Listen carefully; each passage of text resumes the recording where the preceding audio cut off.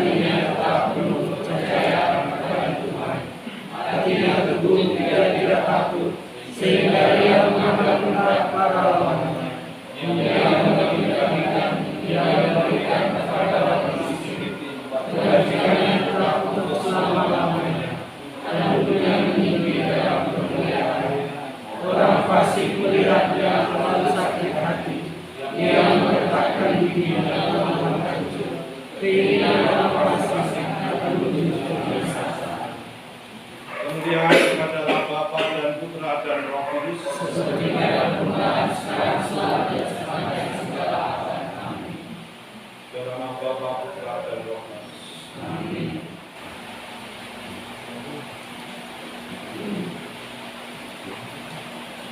Bapak Ibu, saudara-saudari yang terkasih, selamat malam.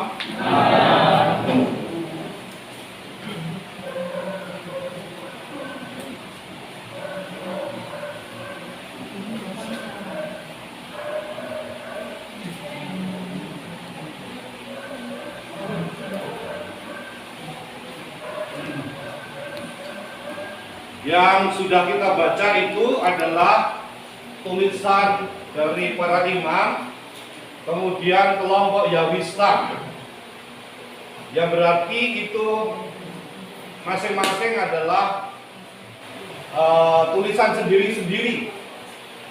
Sedangkan yang akan kita baca pada hari ini itu tulisan campuran.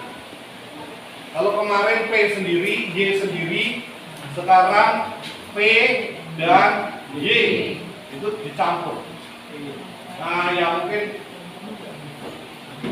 kalau membacanya tidak teliti, mungkin kita akan menganggapnya lurus-lurus saja. Tapi setelah kita baca dengan teliti, kita akan menemukan mana sebenarnya yang sambungan-sambungan itu dan tradisinya berbeda-beda.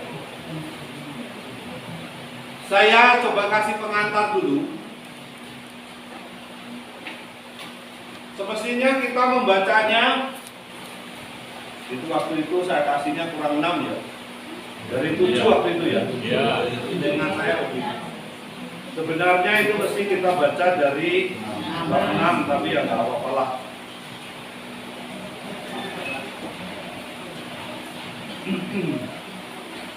Jadi kalau kita baca mulai dari bab 6, kita akan menemukan misalnya riwayat Nuh. Itu ya, riwayat Nuh. Nuh itu di situ dikelompokkan di mana? Misalnya ayat 9 bab 6. Inilah riwayat Nuh. Nuh adalah seorang yang benar dan tidak bercela di antara orang-orang sesamanya. Sejamannya. Dan Nuh itu hidup bergaul dengan Allah. Poinnya sebenarnya itu menjadi penting, ayat 9 itu.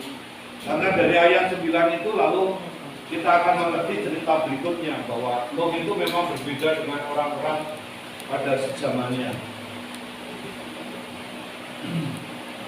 Mestinya bacanya dari situ dan seterusnya. Tapi paling tidak dari ayat 9 itu kita sudah mengerti pasti ini adalah orang beriman. Gambaran orang beriman, ya.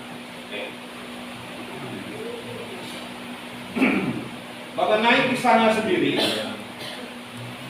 kisah mengenai air bah menimbulkan tentu suatu pertanyaan di dalam hati kita.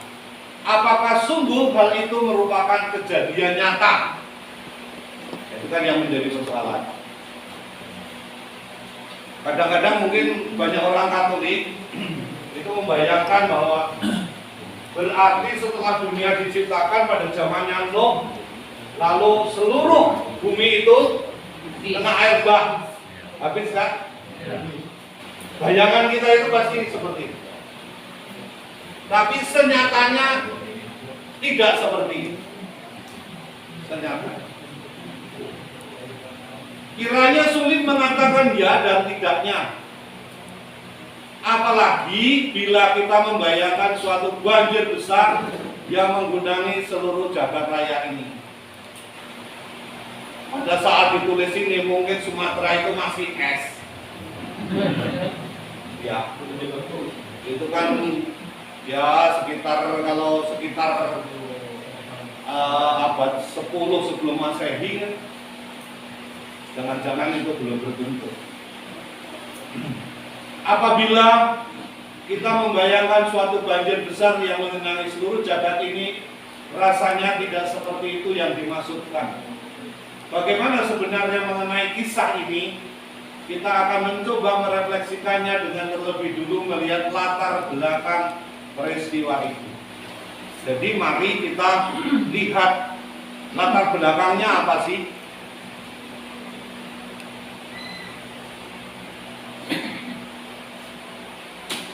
Nah, kisah di sekitar teks Kejadian 27 sampai 9.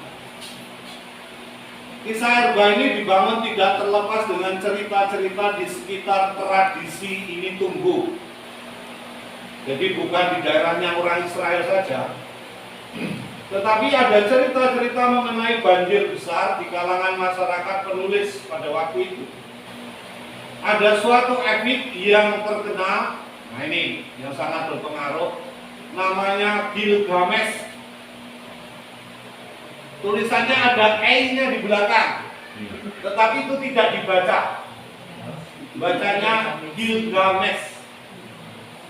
Nanti misalnya Bapak Ibu juga akan ketemu tulisannya Kadesi, pakai E juga, tapi bacanya Kades.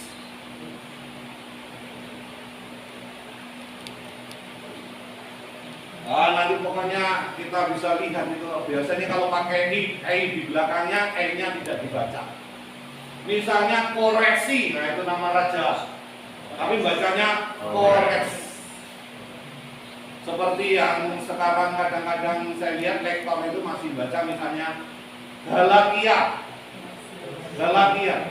Padahal itu mestinya Galatia. T-nya itu malah nggak terasa. Galatia. Nah nanti kita akan ketemu hal-hal yang seperti itu. Jadi Gilgamesh, epik ini berasal dari mitologi Babel. Jadi kalau ngomong Babel itu berarti di luar Israel.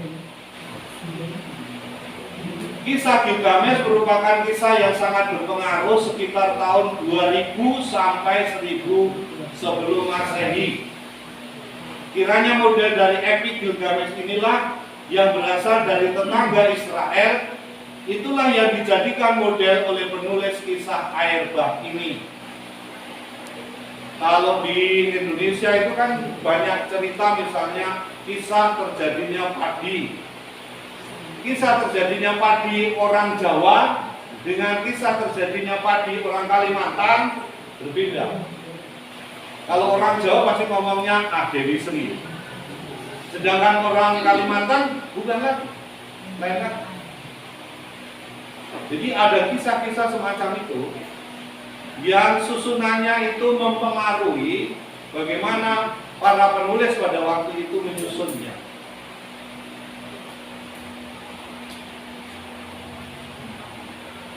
Penulis Kejadian yang mengambil model cerita dari mitologi Babel ini sah saja atau tidak menjadi masalah. Penting kita ketahui bahwa penulis Kejadian ini tidak begitu saja mengambil alih seluruh cerita, namun ada perubahan di sana sini sesuai dengan maksud penulis. Ada penyesuaian dengan wawasan penulis, tentu berkaitan dengan imannya.